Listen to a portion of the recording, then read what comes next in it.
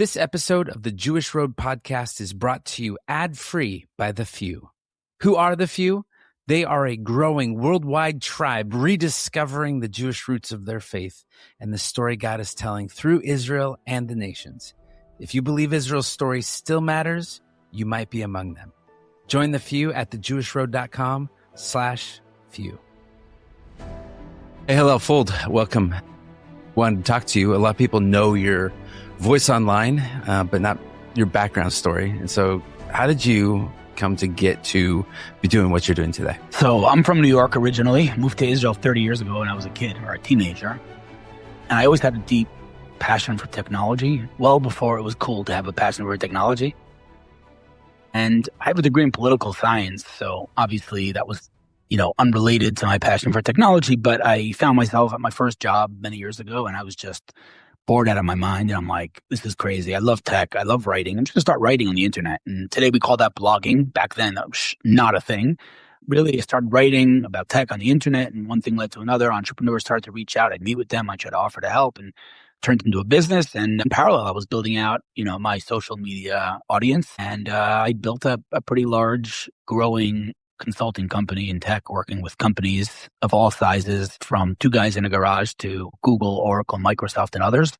And my life plan, that was what I was going to retire, and that I was a kid in a candy store. October 7th, like many of us, that changed everything for me, and I really shut down the business and refocused all of my time and resources on what we call, I guess, hasbara or Israel advocacy. And that's what I've been doing since October 7th. So 2.5 years of fighting the fight. But what made you say, it's time for me to step in? I know October 7th is a pivotal moment, but there's a lot of voices out there. How come you decided mine needs to be there too? Yeah, it's a good question. I think for me, what was a clear, let's call it, sign that I needed to shut down the business, focus on hasbara, was because, I don't have the most followers in the world. There are people who have a lot more followers than me. I have about 800,000 followers, which is, not nothing, but it's by no means, again, the most in the world. But what is interesting about my audience is that the tech world follows me. And the tech world, generally speaking, is not exactly pro-Israel. And so I realized I have their ear because I built trust with them over the years, and I needed to capitalize on that trust and speak to people that not many others have access to. And so that was what really drove me to refocus my energy. So when you speak now, what are you actually trying to do? Are you trying to win arguments, correct facts, or restore something else that maybe has been lost over the years? So I have like a very, very well-defined mission because, again, hasbara, Israel advocacy, is a very broad term and many people are doing amazing work. Everyone's doing their own thing. And I really sat and kind of strategized what we need more of. And so I decided to focus on being a source of real-time accurate information, right? So real-time and accurate, generally speaking, are mutually exclusive because if it's real-time, I can't verify it. And if it's accurate, I verify it, it can't be real-time. But because I'm cross-referencing many different feeds that I'm getting, formal feeds, I'm able to, be pretty much real time and focus and make sure that what I'm sharing is verified. And I'm very proud of the fact that with very few exceptions, I've been successful at that. And the second part of my mission is just giving people a reason to get up in the morning, like just a reason to smile, because there's a lot of incredible things happening and not enough attention is being paid to those, positive, optimistic things. So that's what I've been doing. Trying to share real-time information about Israel and fight the lack of narrative. I think our enemies, while they lie like they breathe, they have a narrative. They have a very simple and clear narrative. It's, you're oppressing us, free Palestine. Now, it doesn't matter if it's true or if it's not true because that's easy to consume. It's optimized for social media. Our narrative is like everyone's yelling something else, and this guy's yelling about anti-Semitism, this guy's yelling about the New York Times and media bias, and it's like, dude, we need a narrative and we need a strategy, and I get that narrative out. And nobody's sat and gotten some of the brightest minds into a room to define the narrative. And our enemies have. Our enemies have media kits and PDFs and Zoom calls, and they know exactly what emojis to use and exactly what hashtags to use. People who think that all eyes on Rafah just came to be are kidding themselves, right? They are very well coordinated, and we're not. So really, that's what I've been focused on. One of the things I think the enemies of Israel have done well has been to make Israel out to be the Goliath and not the David. How do you see that playing out? Yeah, I think it's a fascinating point. I think, again, our enemies are so good at storytelling. I mean, we're fighting a war on 7 fronts, an existential war, a country smaller than New Jersey, a nation that's 0.25% of the population. By no means can you call us the Goliath. So the fact that they're able to flip that script, again, shows that they're incredible at their work, but it's much broader than that, right? I think this is just another example of how everything that they're guilty of, they put on us. Every single thing that characterizes them and describes them, they're putting on us, right? I mean, apartheid, like really, like you can count the amount of Jews in Arab countries on one hand. Like you can't go into a town in Judea and Samaria because there's a sign literally banning Jews. That's apartheid. Genocide. Have you seen October 7th? Starvation. Have you seen what they did to so like everything that they are and they're guilty of, they project onto us. And it's so transparent at this point. And it's amazing to me that anybody intelligent falls for this garbage. So what gets lost then when Israel's treated more like a modern political project instead of an ancient people that have memory and faith and continuity over the years? Yeah, when you take things out of historical context, what the hell are we doing here?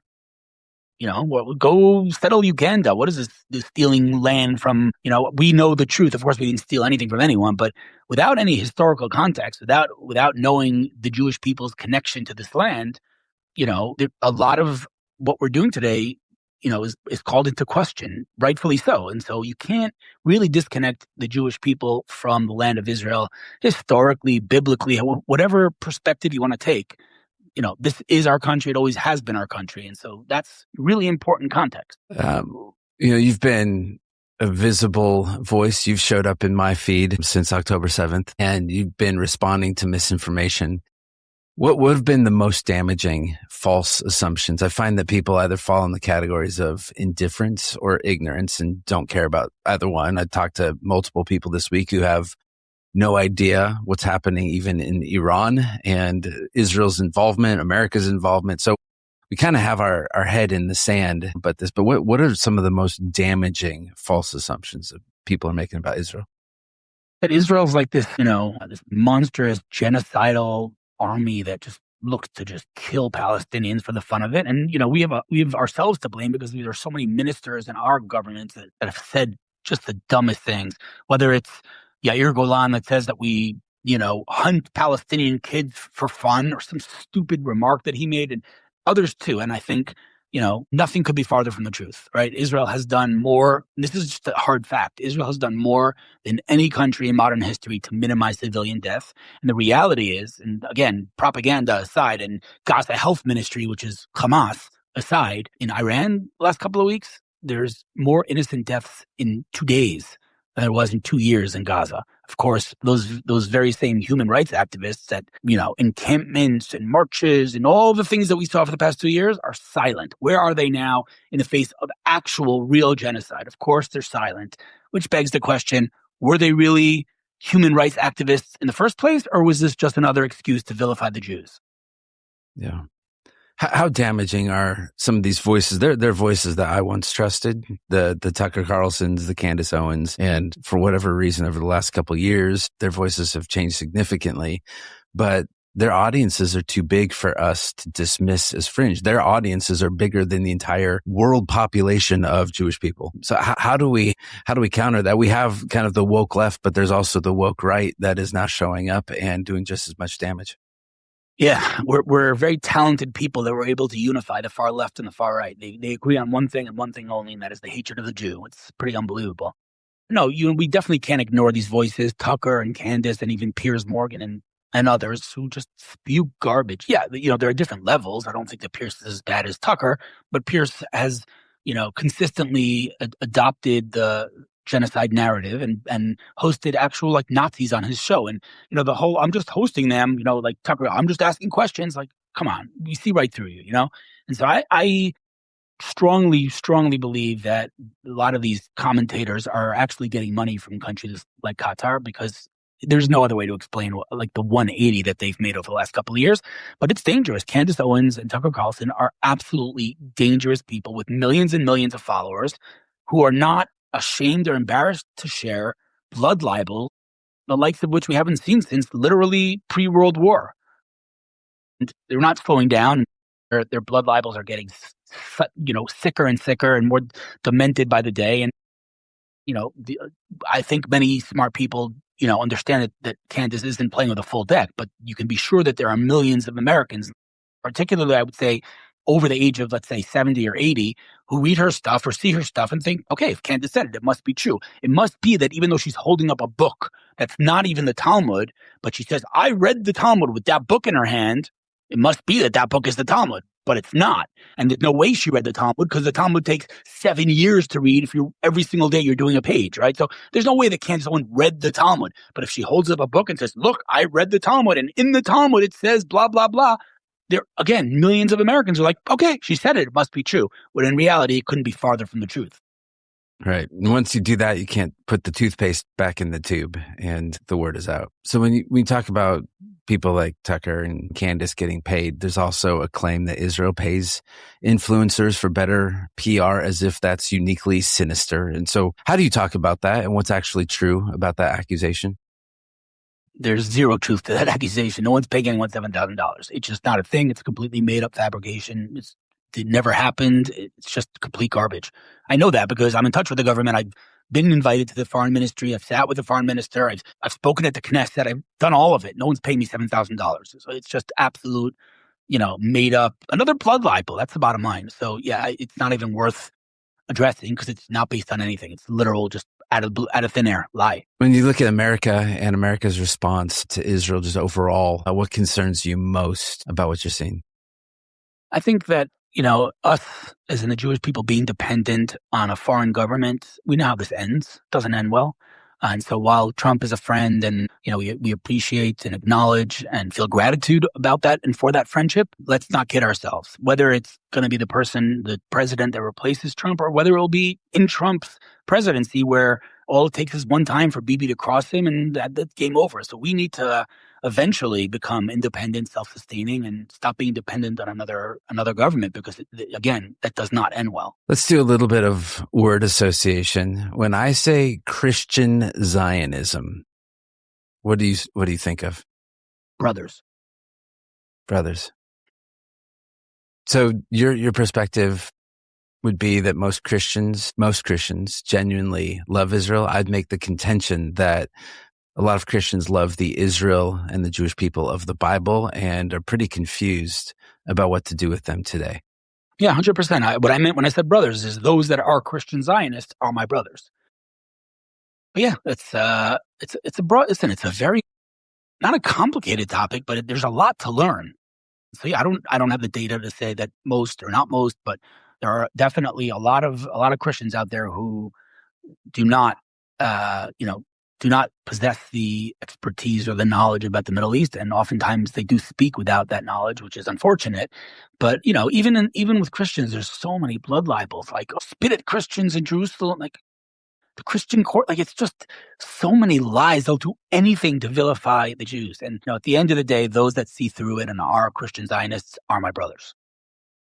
So if you could speak to the American church today, what would you want them to understand about the Jewish people beyond prophecy, beyond politics, beyond platforms, all of those pieces? Yeah, I think we share ideology in common. I think the whole Western world is built on Judeo-Christian values, and together, we've built what is modern day morality, right? And I think that people don't realize this. I mean, back in ancient times, it wasn't immoral to murder or to rape or anything. It was common practice. So why is it considered immoral today? Where did the world learn that killing or raping or doing a million other things or stealing are immoral acts? The answer is the Bible. Live our lives based on biblical ideology and doctrine. It's important to remember that we, at the end of the day, share, a value system in common, and we have a common enemy, and that is the enemy that considers us infidels and will do anything to annihilate us, and that is the radical Islamic ideology that's spreading like a cancer across the Western world. Yeah.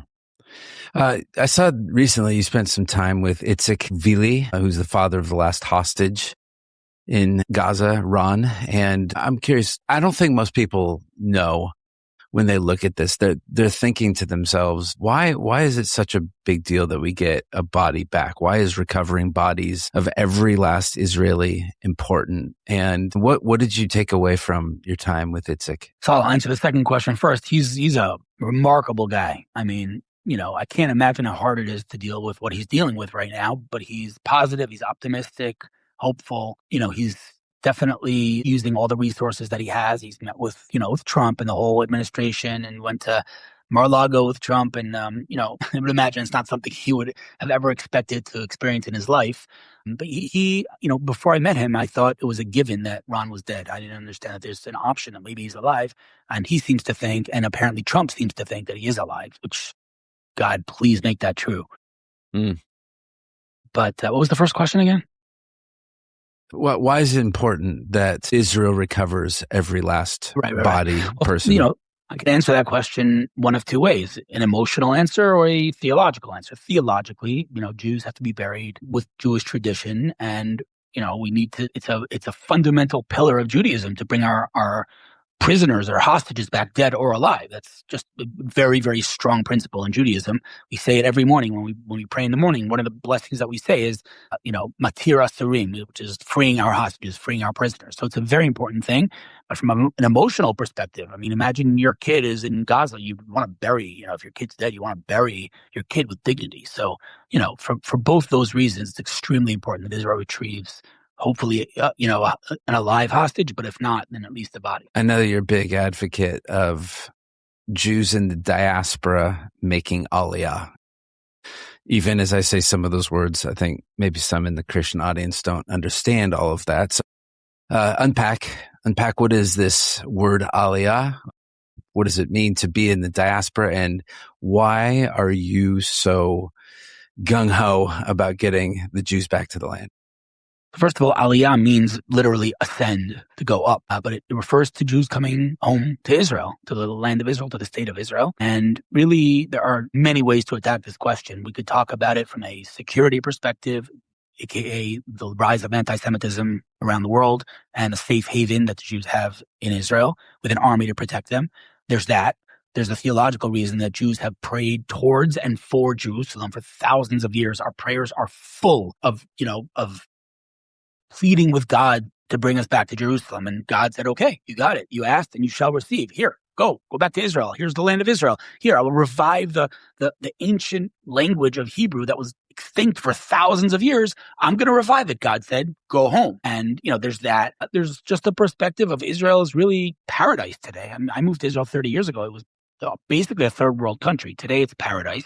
So Jews need to come back. And I'm not saying that, it's easy to pick up and just abandon your life. But I'm also saying that if you had a gun to your head, you being the collective, if one had a gun to their head, they'd say, if they had a gun to their head saying, if you're not on a plane to Israel in an hour, I'm pulling the trigger, every single one of those people would be on the plane. And so that begs the question, what constitutes a gun to your head if not what's going on today around the world? I'm not, Canada and Europe and America, right? I mean, the anti-Semitism is off like the charts.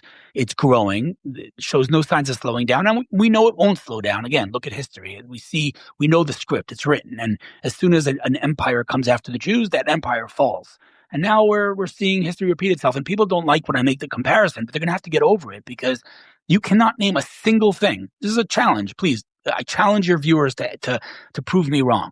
You will not be able to find a single thing, not one, that happened before the Holocaust that has not happened today. I mean, we talk about windows being shattered in the Kristallnacht, windows being shattered every day in Canada and in, all those places that I just mentioned. Jews being harassed in campuses and academia. Well, we've seen that already. Jews not being allowed, able to walk around the streets freely with their Star of David. We've seen that. Jews being assaulted. We've seen that. We've seen, a charismatic anti-Semitic Jew-hating politicians rise to power, whether that's AOC, the Democratic Party, or whether it's Mamdani, right? And so we're seeing all the things that happened before the Holocaust happen again. And again, like in the Holocaust, Jews are just sticking their head in the sand. They're like, I don't see anything. No. Like, hello, open your eyes, dude. The writing is all over the wall. But I grew up asking the question, how did the German Jews not leave? And I never had an answer until now. Now I understand they didn't leave, just like they're not leaving today. And it's mind-boggling to me. And so I've been very vocal about that. This morning I wrote a post debunking the pushback that I get from American Jews who are Orthodox, who say that we're only supposed to come back to Israel when Messiah comes. Till then, we're not. In this post, pretty extensive, comprehensive post, I shared tens of sources, from the actually written Bible to the Talmud to the rabbis called the Rishonim to the modern day rabbis. And I went through all of the sources showing that Jews need to be living in Israel, even in modern day. And so, I think there's nothing more important from my perspective in terms of my time and resources than bringing Jews back home to Israel. That transition going from diaspora into Israel is not always easy. What do you tell somebody who's struggling with trying to figure that out? I think it's easier than it's ever been. It's infinitely easier than when I came. There are challenges. I mean, if you go from anywhere to anywhere, there are challenges, let alone across the world. Of course, there are challenges. But if you're a resourceful person and you're willing to work hard at whatever it is you're doing, you can live an incredible life in Israel. And I live in a neighborhood that's all American. All my people in my neighborhood came from America. They're all living incredible lives, and they didn't come here with millions. So, there are endless resources today for someone who wants to make Aliyah, someone who wants to move to Israel, from obviously Nefesh B'Nefesh, which is a leading organization that brings Jews back to Israel from the United States or from North America. And their website is absolutely just full of resources, from where to live to schools to jobs. I mean, you name it, they're dealing with it. So there are a lot of resources. Again, not to say there aren't challenges, there are, but it's infinitely easier today to move to Israel than it's ever been, and it's only getting easier. You don't need Hebrew to get along here. You don't have to lower your quality of life. You don't have to cut your salary in half. You can no longer say that you're comfortable in America. All of the excuses that Jews once had not to come to Israel are no longer valid. Do you find that the Americans in the community that you're living in, when October 7th happened, when Iran is lobbing over 200 plus ballistic missiles, do you see them saying, I'm out of here, I can't do this? Or do you say this is the place still that we should be? Quite the contrary. When terror against the Jews increases, our resilience and our innovation increases with it.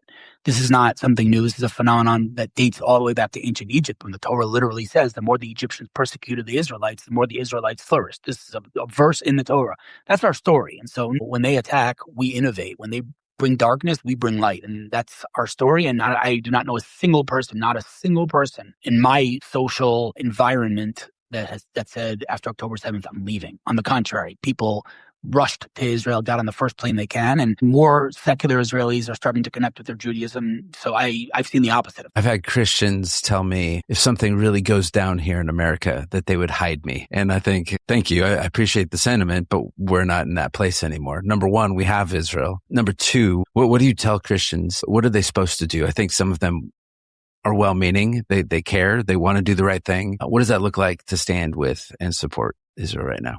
I mean, everyone has their role. Everyone, uses whatever they can, whatever platform they have to speak the truth. But unfortunately, too many people, millions of people around the world, are just scrolling their social media like a drug addict, and they're not leveraging the fact that they have the biggest megaphone in history. And so if you're a Christian, or if you're Jewish, or if you're Muslim even, and you understand that we are on the right side of history, use your microphone. You might think that, I only have 5 followers, that no one's listening, but that's just not how social media works. Because if you share something compelling and one person shares that post, you just access their friends. And if one of their friends share it, you just access their friends. And theoretically speaking, you write something good, it could reach millions of people, irrelevant if you have 2 followers or 2 million followers. So, don't think that your words don't have an impact. They do.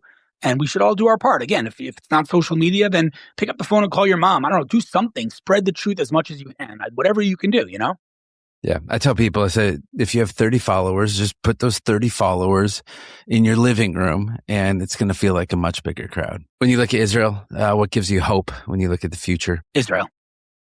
I think Israel, the state of Israel, the modern state of Israel, is the world's most successful startup.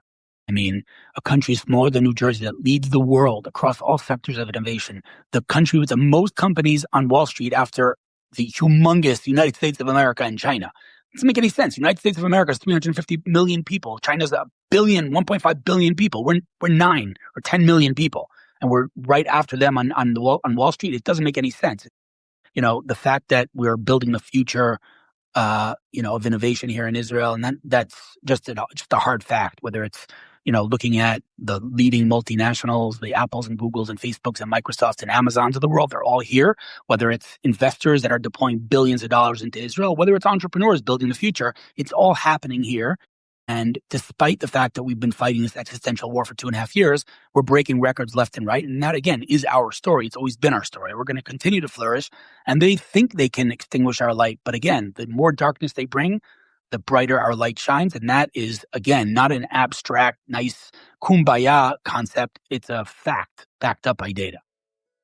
Do you think there'll be peace with your neighbors? Or do you think it's always just going to be like this? I think the only option for peace is if Gaza and the Arabs in Judea and Samaria are handled the way we handled Nazi Germany or Japan, and that is total denazification. Whether that means, if worst case scenario, that means that they're all going to be dealt with like we dealt in Nazi Germany, or it means we're going to have to re-educate the next generation. As it stands right now, they are a deeply, deeply, heavily indoctrinated, society that teaches their kids from age 0 that murdering a Jew is the ultimate goal in life. That you can't make peace with that. So in the near future, no, there will not be peace because they don't even admit we have a right to exist.